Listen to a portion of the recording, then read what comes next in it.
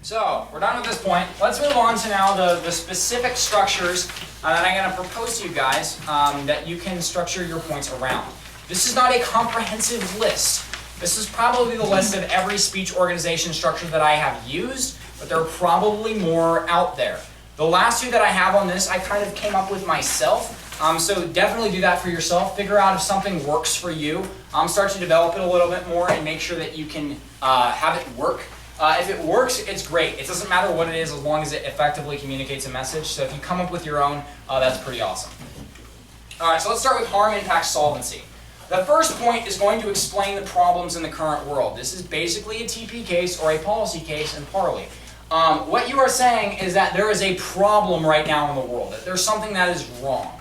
The second point is going to show the impact or the severity of that problem. You're going to say, look, the harm, the problem in the status quo is having these effects. It's having these impacts. This is happening because of that. This is why this really, really matters. So that's going to be your second point. Your third point is going to show how the action proposed in the question or answer can solve that problem. You're going to want to show how there can be a remedy, what the remedy is, what the cure is to the problem that you have presented.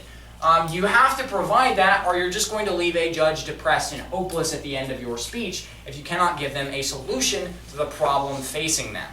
I remember one thing that I read a book on Winston Churchill a few months ago, and one thing it said was that one of the things, one of the things he did, one of the things he focused on throughout the entire World War was ending every speech by leaving everyone in the audience with hope.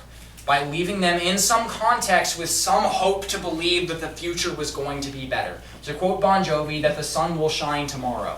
In other words, you want to do the same thing when you format this harm, impact, solvency case. You're going to be talking about some horrible stuff in the first 2 points. You're going to be talking about some stuff that, quite frankly, just makes me sad. Like, oh, the global economy is going to collapse. Like, pretty light stuff right there. You want to make sure you leave them with hope in this last point. That you show how there is a solution, how there is a remedy to this.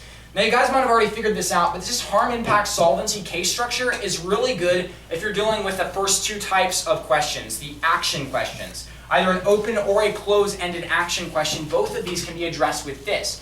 Because, again, what an action question is saying is, should something change from the way it is right now? This is a great way to prove that. This is a great way to show, look, there's a problem with the way things are. That should change, and the thing that we have, the solution proposed by the question is the way to accomplish that, is the way to lead to a better world and solve the harms. The second thing is past, present, future. Past, present, future is another way of organizing things, and this is less of a, I'll just get into my points. This point structure will explain what happened in the past, what is happening in the present, and what will happen in the future. So those are your 3 points. Your first point is saying, look, this is what's going on then, this is what is happening back then, this is what's already happened, this is what's happening now, this is what's going on now, and finally, this is what is going to happen based upon the present and the past. This is a heavily educational point structure. If you're running this point structure, if you're running this case structure, it's heavily educational. You're going to spend a lot of time explaining to a judge just the way things are in the world. You're in essence going to give a history class, a social studies class, and a politics class as your 3 points. You're in essence going to say, look, this is the way it was. I'm going to teach you about the way it was. I'm going to show you how it is, and I'm going to illustrate to you what is going to happen because of those 2 things. So all you're doing is just teaching the judge, not necessarily trying to prove some point or some perspective to them. Past, present, future is best applied to predictive or descriptive questions. If you're dealing with a predictive question, this is a great way to do that. Your argument could be, look, in the past, the United States has tried to stay out of wars. In the present, we are trying to stay out of wars. Therefore, we can assume that in the future, we're going to try to stay out of wars. That is an argument that will help you answer questions like, will the United States declare war on China? The answer to that's probably no. And this would be a great point structure if you're answering that no. You would say, look, the United States has tried to avoid conflict. We're still trying to, so there's no reason to believe that we wouldn't keep trying to avoid conflict in the future. Yes? So, I have never seen this outline done before, except once at Night Talk. Yes. I watched Night Talk Finals for except Austin Janix did this. He did future first, then he did past, then he did present, and he said, this is the future we will have if we go down this railroad track. Have you ever seen that done before? I haven't, but I would definitely say that that has its place, and here's why. I'd imagine, and I don't know what the question was, I'd imagine that was a descriptive question. So the impact, the point he was trying to prove, the most influential, the most persuasive part was trying to prove what is in the present, what exists in the present, what is happening in the present right now. If you are trying to prove something that's descriptive, if you're trying to talk about the present or even the past, then you definitely could consider making the present that third point, the most impactful point, kind of the culmination of it. It doesn't quite make the same chronological sense as past, present, future does, because it's like future, and then it's past, and then it's present. So it's like the Back to the Future trilogy, just not, but is at the same time. So it doesn't make the same kind of flowing sense, but you definitely could do that if you wanted to. For somebody like Austin, it obviously works pretty well. Well, it might not have. What was his placement in finals? Like 6th. Okay. Well, that's still plenty fine. Great.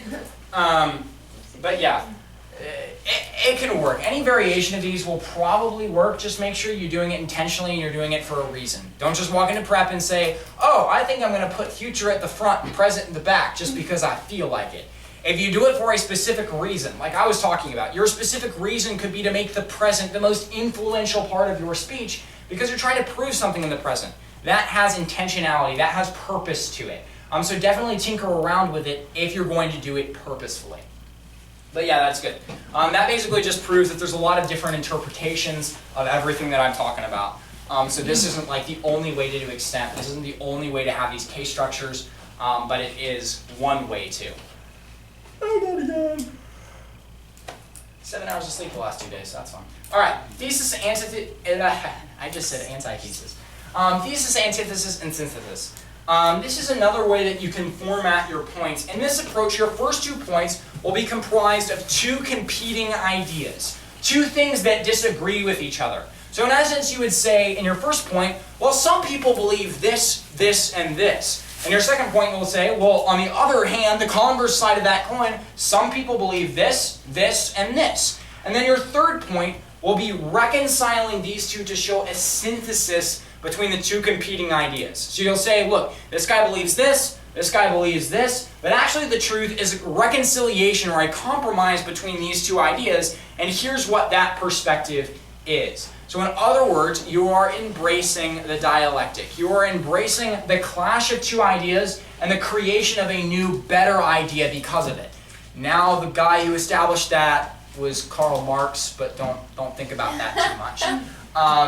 Basically, all you're trying to say is there are 2 ideas that are competing, there are 2 ideas that are contradictory, but there is a kind of a middle ground between the 2. I found that this case structure works really well with really controversial issues. So like something like gun control. People are like, well, either there is complete and total gun control of every single gun and type of ammunition, or there is absolutely no regulation. That seems to be like the conflict that people try to set up sometimes. And then they're like, well, no, obviously there's some common sense regulation, like we shouldn't give people who are suspected of being terrorists RPGs that they can walk down the streets of New York City. There are some common sense regulations that are in the middle ground between those 2 concepts. Making controversial issues and showing the reconciliation between those can make you seem really, really, really reasonable to a judge. This is a very reasonable approach, but it can be hard to take a position. Understand that there is a trade-off here. You're going to seem reasonable. You're going to seem like you're trying to find a solution, like you're trying to reconcile, you're trying to bring 2 people together. It's kind of like that awesome friend that we all have who's really great about bringing 2 people who are fighting with each other together. Maybe you don't have them and you just persistently like fight with everyone around you, in which case I am, well, probably not your fault, but yeah. Anyway, all I'm trying to say is you are being the reasonable middleman that's like, hey, we can reconcile this, we can figure this out, we can make sure that this makes sense, we just have to apply our minds to it. The problem is sometimes judges can get a little confused about what your position is because you spend the first 2 points not talking about your position at all. You spend the first 2 points talking about other people's positions, you only spend probably a minute and a half or 2 minutes on what yours is. So it's harder to prove, it's harder to limit down to what you are trying to argue, and a judge will oftentimes get a little more confused because of that. Did you have a question? Mm-hmm. Yeah, you can kind of tell, which is fun. Yeah. Anyways, I've not used this outline since Concordia. Right. It cost me finals because my semifinal speech fell apart using this. The judge basically all concluded, I've used this 3 times now, and every time I've messed it up somehow. They said, you're basically not proving your end point. You can't have 2 competing ideas. Your whole speech should prove your point. I was just like, am I doing this wrong or something? Yeah. I must be doing something wrong every time with that. Yes. There's a couple things. I don't use this one very commonly. I use it sparingly, very intentionally with a few things. A couple things that I've noticed as I've started to work through when you can use this and how to use this is you need to make sure that the competing ideas seem extreme. If the ideas that are competing with each other seem reasonable in and of themselves and there's just a small conflict between the two, then okay, that's okay. Like that one's reasonable, I can see both. So a judge isn't looking forward to your third point. A judge isn't looking forward to the time when you reconcile the two because they're like, oh, that's reasonable and that's reasonable, so I don't see what the problem is. I don't see why we need to contradict or clash these two together. Maybe they don't even necessarily disagree. However, if you spend a lot of time talking about the extremity of 2 positions, how they are diametrically opposed to each other, and you need to find a middle ground in order to find success, then you're going to be a lot more effective. In my expos, I didn't have the synthesis part, but my first 2 points were the thesis and the antithesis. I had, here's what communism is, here's what capitalism is. These 2 things are diametrically opposed to each other. People understood the position I was taking, and they understood that those 2 points were just to explain the conflict a little bit more so I could impact it home in my third point. Another thing that might help you, though, is by spending less time on the first 2 points and spending plenty of time on the third point. So spend like a minute on the first 2 points and spend 3 minutes on this third point, on the last point, so you're impacting it and really hammering what your position is home. That didn't make any sense. Well, those are a couple things that I thought through. One last thing is you can kind of, I'm trying to figure out how to phrase this. You can, in a way, morph your approach based upon the judge's reaction to it. And here's why I say that. I would always make your thesis, your first point, the extreme, the side that is closest to what your position is. So if I was doing something on gun control, I would make my first point that there ought to be no regulation, because that's probably closest to what my position on that issue is going to be. That way it seems like you are, in a way, arguing for your position. You're also arguing for something that can support your side if you want it to. Then your antithesis is going to be what is further away from your position, and the synthesis is going to be closer to the thesis than it is to the antithesis. Here's why you do that. Because you can actually change the way that you structure your speech in the middle of it if the judges don't seem to be perceptive to it. So if you say, look, here's this perspective, I believe that this perspective has some merits. If a judge is like, oh no, he's running a thesis, antithesis, synthesis point, this is just not good, you can basically say in your second point, but look, there are some problems with it, of course. There's some problem with these extremes. Some people would say a problem like this could occur, or a problem like this could occur. That there is this harm that exists, there's this impact that exists because of that. But let's look at how a synthesis, how a combination of those two actually solves those problems or solves the questions that this perspective has. So in essence, you can morph it into a harm-impact solvency case if you determine that a judge is not buying it. If a judge doesn't seem to be following what you're saying, you can say, there are some people who have some objections to this. Let's see how we can remedy those objections and come to a little bit more reasonable position, if that makes sense. Yeah, this can be really tricky to run, and I would say to run this, you have to be very experienced with perceiving a judge's reaction because it has to adapt as you go through the speech. I gave speeches like this a few times last year, and they were exhausting. Like, I don't know if you guys ever have this thing where you're exhausted when you get done with a speech. Like, I would have that with Extemp because my mind was going 7 million miles an hour, like reading every small thing that every judge was doing, trying to formulate that, perceive that, determine what their perspective was on my case because of that, and still trying to adapt my speech as I was going through it. There's a lot that's running through your mind, especially with this type. So practice it a lot if you want to do it. Get more experience maybe before you do it. If you want to try it, go ahead. But it probably won't work very well unless you're very intentional with making sure that you are perceptive about what is going on.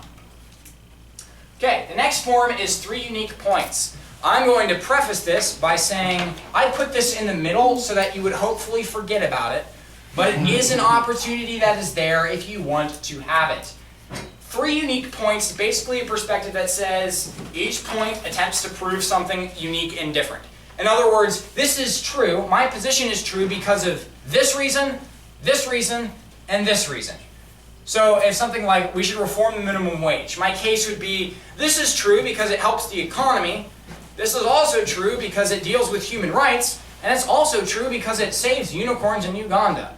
Right? Those are 3 completely different things that have nothing at all to do with each other. You are trying to prove 3 completely unique and different perspectives. That's what this idea is. This will allow you to cover a lot of information and have a very high-level overview of the issue. Don't get me wrong, you'll be able to cover a lot. You'll be able to cover a lot more information than you could with another case structure because you're dealing with 3 different issues, 3 different standpoints, 3 different aspects of it. However, you're not going to have a lot of depth in them because you can't spend too much time on any of them. It'll damage your ability to prove each point. It'll dramatically lessen the opportunity that you are going to have to prove each of those points. It's going to dramatically decrease your chance to be able to say, look, this is important, you should believe this is important, you should believe this is important, you should believe this. It's kind of like, has anyone ever heard in debate, this is for you debaters out there, has anyone ever heard of a mini case? It's when a 1AC will run like 3 or 4 different mandates or plans in their 1AC and then drop all but one of them later in the round that they think is going the best for them. In other words, don't be a mini 1AC. Don't have 4 different things that you're trying to prove are true as you go through your extemp speech. Focus, be narrow and specific. But if nothing else fits, you don't know what to do, then this is still going to be a better alternative than just being like, well, I think this is true because it is. So this is kind of your backup plan. This is your contingency plan. This is the thing that's probably going to be easiest to prove because you don't have to go too in depth. I will always have this on the back burner if I get like 15 minutes into my prep time or I get like done with my speech and I'm like, you know, I really don't like what I did with that. I really don't like the structure for that. I'm just going to scrap it and start over, which I did do once. I prepped 2.5 extemp speeches during prep time once, which was really weird. But you go with the 3 unique points because it's really simple, it's really easy to put together, it's going to be the fastest to throw together really quickly, so always keep this on the back burner if you need to. Let's talk about the syllogism, Josh. The syllogism is probably my 3rd favorite form of point structure, and the reason why that is because it's very logical, it's very analytical, it just makes sense when you hear about it. This organization uses a 3-part proof to show why something is true. This organization will say, look, this is true because we can go through this logical proof to prove why it necessarily is true because these premises are true. So there's a couple of things that you have to do. The first thing you have to do is you have to establish your premises. You have to establish the things that you're using as the basis for your argumentation. If it's going to follow this form, if A leads to B and B leads to C, then A will lead to C, then you're going to have to prove that A exists, first of all. That's going to be your major premise. That's going to be the thing that you have to prove first and foremost. You have to prove that A does exist. Then you say, look, if A exists, then B exists. And if B exists, then C exists. So your conclusion is that, look, because A leads to B, B leads to C, A necessarily is going to lead to B. How this looks when you're actually formatting your points is you're going to want to spend the first point proving that A exists, proving that A is true. Then you're going to spend the second point proving how A leads to B. Your third point is going to be how B leads to C, and your conclusion is going to show, look, A leads to B, B leads to C, therefore A leads to C. At the end, you're going to impact that, you're going to summarize that, and you're going to say all of this has been for the sake of proving this conclusion, proving this statement based upon the logical premises. Yes? So it'd be good to have C be something either really good or really bad? Yes. So if you're doing something like, let's say the minimum wage, if we reform the minimum wage, then we'll destroy small businesses. If we destroy small businesses, then millions of people die from hunger. Therefore, if we reform the minimum wage, millions of people die from hunger. That's a terminal impact. That's something that you want to get to, something you want to prove to give your case some form of validity or some form of impact when a judge hears it. So yeah, C should be really, really exaggerated. I would never write a speech like that because that's way too much to try to prove that's going to lead to like the extinction of humanity. Because nobody's going to believe that. But anyway.